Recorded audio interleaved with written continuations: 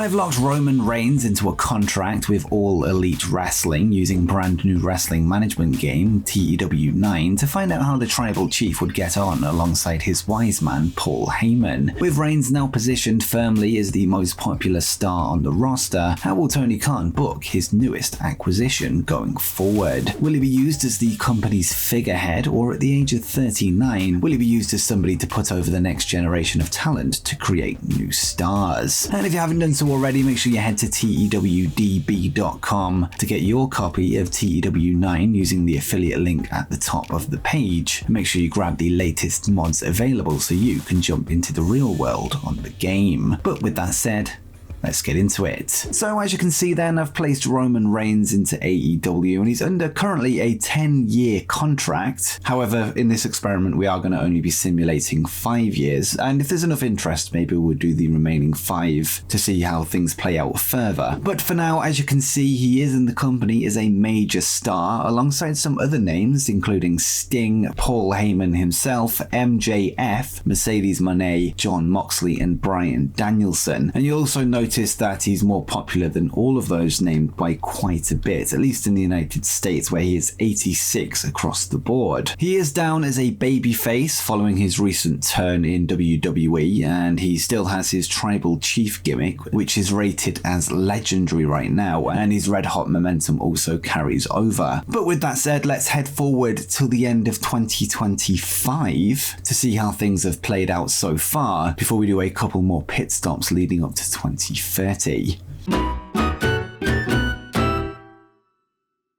So here we are then on January 1st, 2026, and we're about 18 months into the game so far, which is plenty of time for Roman Reigns to have achieved some big things in AEW, so let's see if he has. But before we get to that, let's quickly check out the Power 500 to find out where he's ranked in the overall Best Wrestler of the Year, and I can't actually see him very high up here, and it looks like he's all the way down there in 29th, behind many fellow AEW colleagues as well as some former WWE colleagues. Since there's technically been 2 awards since the last time we checked as well, let's see where he was last year, and it looks like he's gone 1 place down from number 28. And remember, this is in-ring ability and not popularity, so let's check out popularity. So in terms of popularity then, he's down in number 6, currently behind John Cena, CM Punk, Cody Rhodes, Rhea Ripley, and The Rock, with Rhea being someone that we've noticed gets very popular in recent experiments, and she's now second behind The Rock. But as for Reigns, who we're here for, he appears to have dropped down 2 popularity points since the start. I think he was 86 and he's now 84 across the board in America as well as Canada. And yeah, we can see here he's gone up and down between 85 and 84 over the past 12 months. And it doesn't appear that he's won any awards, so we can skip over that. And we'll head straight into his title history then. So, has he won any gold? And he has! He won the AEW World Championship in April 2025, so just less than a year ago, and he only lost it about 20 days ago, having made 11 defenses over the course of 252 days. And it seems that is his only achievement so far in AEW, but it's a pretty big one. So let's check out the title itself, and he dropped it to Sammy Guevara, who is the reigning AEW World Champion, and as you can see there, it was Swerve Strickland that Roman Reigns defeated. So he won the belt on AEW Dynamite on April 2nd, 2025, and defeated Swerve Strickland, Adam Cole, and Darby Allin in a 4-way match for the title. He then went on to defend it against Bryan Danielson, Samoa Joe, and Jack Perry in a triple threat match, that being at AEW Dynasty. He also defended it on Dynamite in 3-way action against Samoa Joe and Jack Perry. He then put it on the line against Jay White, Double or Nothing. At Forbidden Door, he went against Kazuchika Okada, which is a massive dream match. The 2 major stars, one from WWE and Okada from New Japan, of course, and now AEW, and probably the biggest active star in America taking on the biggest active star in Japan. He would defend it against Bryan once again on Dynamite. There was 2 defenses on Collision, one against Jay White again, and one against the now champion Sammy Guevara, but they did have a first match where Reigns would win. Then at All in London, there was another 4-way where he took on Jay White, Darby Allin, and Hangman Page for the title, with him winning that one, presumably in the main event. He then defeated MJF at All Out just a few weeks later, and once again defeating Danielson at Wrestle Dream this time, and then at Full Gear, another 4-way match with Jay White, Hangman Page and Swerve Strickland. So there's quite a few names popping up here before the belt was dropped on AEW Dynamite on December 10th against Sammy Guevara. So some interesting stuff there, and a pretty solid run. Many defenses on pay-per-views in the main event against the likes of Okada, Bryan Danielson, Jay White, and to name a few. So how about his best matches overall so far? So this is the top 25 matches of his career so far in AEW, the highest rated being against Bryan Danielson on AEW Dynamite. I think that was the one for the title, and again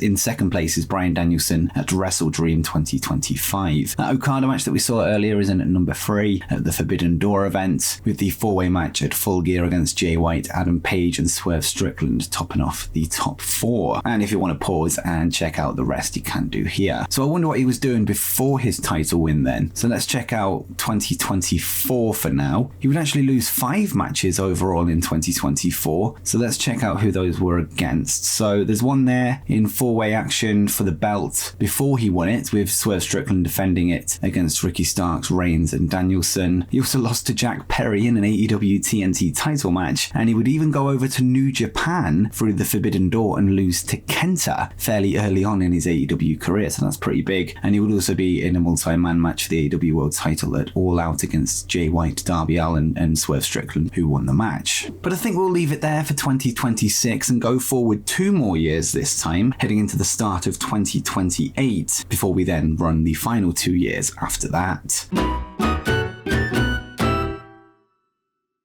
So let's start off this time with the most popular wrestlers in the world, and it seems Roman Reigns is still at number 6, I think he was last time, and he's now been overtaken by Eli Drake or LA Knight and Tiffany Stratton, with Cody Rhodes, Rhea Ripley and The Rock also finishing above him. He's lost popularity in Puerto Rico and Hawaii, going down to 80, and it seems his popularity is near enough the same. But let's check out the Power 500. So there he is then in number 33, not too bad I guess, considering his age as well. He is now 42, and I would imagine his ability is decreasing over the years. Actually, it doesn't seem to have been affected too much, not in primary skills at least. His mental skills, I don't think they go down with age. His performance skills are still really high. His fundamentals have pretty much stayed the same, at least over the past year or so, and his physical abilities also seem untouched. So yeah, maybe just other people are improving and overtaking him. And it's worth remembering that his best in-ring stat is actually only 74 to begin with, and it's mainly all about his performance skills, including his charisma, his acting, his star quality, which is one of his highest attributes. And obviously he's very fundamentally solid and physically as well. But yeah, number 33 there, and this down from number 21 in the year 2026, which is the one that we skipped over. But with that said, let's check out his championship wins, and it seems that he's held the AEW International Championship for 137 days and made 8 defenses between the 21st of October 2026 up until the 7th of March 2027. And he would also hold the AEW World Trios Championships for about a month, from February 28th up until the 19th of March 2026, making 1 defense there. So yeah, he held it for 19 days. And that was alongside actually Darius Martin and Dante Martin.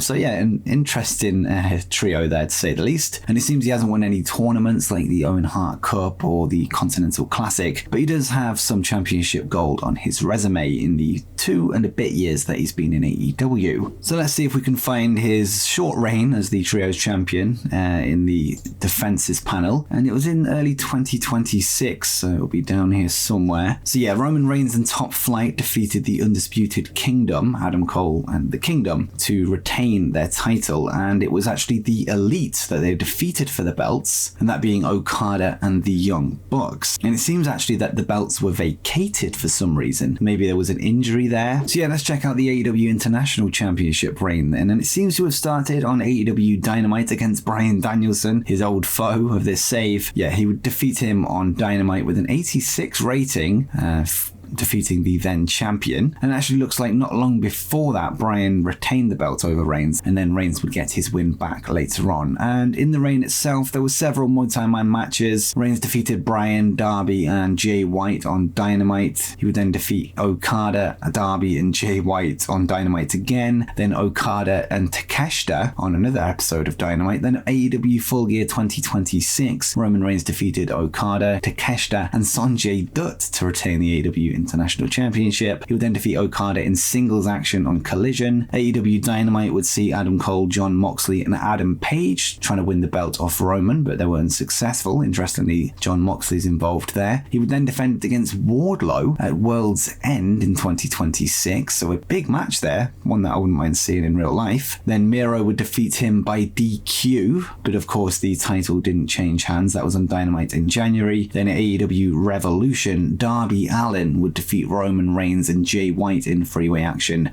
for the belt. So that was in March 2027. And he seems to have had a number of matches for belts, including the AEW TNT title, the AEW World title, again for the AEW International title, trying to win that back, but he's been unsuccessful, with him just having the 3 belts so far. And before we go forward another 2 years, let's check out his top 25 matches, see if there's anything else been added in. And last time we were at January 2026, so anything after that will be new. So his new best match is against Jay White at AEW World's End 2027. Also, the match with Sammy Guevara at All Out is in there. I think that's a new one. Yeah, it will be 2026. There's another one against Sammy Guevara and Jack Perry on Dynamite. Yeah, that's about it for sort of the top 5. And the Bryan Danielson match has been knocked down to second. And before we actually continue that one last time, I just want to quickly check Paul Heyman, and I could notice that he's now managing 3 different clients. So let's see who they are. So Paul Heyman currently manages Wheeler Yuta, Angelico, and Roman Reigns. So there are 2 new young Paul Heyman guys there under the wing of the Wiseman, which is interesting. But yeah, as I say, let's go forward another 2 years for the final time up until January 2030. So this time we're actually going to start with Paul Heyman, just to carry off where we were there. And I've noticed that he doesn't manage Angelico, Wheeler Yuta, or Roman Reigns anymore, and only manages Kevin Knight. And Kevin Knight in real life is actually currently signed to New Japan Pro Wrestling, and it looks like he's been picked up by AEW. And he's only 33 in the save. Yeah, he's also worked for TNA, Deadlock, Defy, and yeah, now he's all elite under the wing of Paul Heyman, which is huge for him. And depending on how much further Paul Heyman's career goes, he could be set for big things going forward, with him already recognizable for the AEW crowd. Anyway, we're here for Roman Reigns, so let's check out what he's been doing. So this time we'll start with popularity. I still see Roman Reigns, he's still in the top 10. Across America, he's gone up a little bit in most regions. It looks like AEW might not be being shown in Puerto Rico or Hawaii to see these drops happening there. Quebec, he's gone up quite a bit, up to 86. But yeah, he's reaching the heights of 88 across some regions in America, which is better than where he was. I think he was down to like 84, 83, if I remember rightly. But The Rock is still the most popular wrestler in the world. And yeah, he's joined by some typical names that we would expect to see, including Carmelo Hayes, I think that is, Christian Casanova. And he has now been overtaken, I think for the first time that we've seen at least, by Jon Moxley, his former Shield mate. And with that said, let's actually take a look at Jon Moxley. And it seems that he's actually rejoined WWE as Dean Ambrose. So Reigns and Moxley are no longer in the same company, but let's see if their paths have crossed any more times over the past few years. So it actually seems the whole time that Roman Reigns has been in AEW, that match that we just saw for the International Championship is the only one that's happened involving the 2 men. And I've also checked Seth Rollins, and he doesn't actually work for anyone right now. He hasn't worked for AEW at any point in the save, and was released by WWE in May 2026, and has pretty much done nothing since, apart from a few independent matches. So as you can see there, 3 independent matches since that point. So there's not really been any interactions between the Shield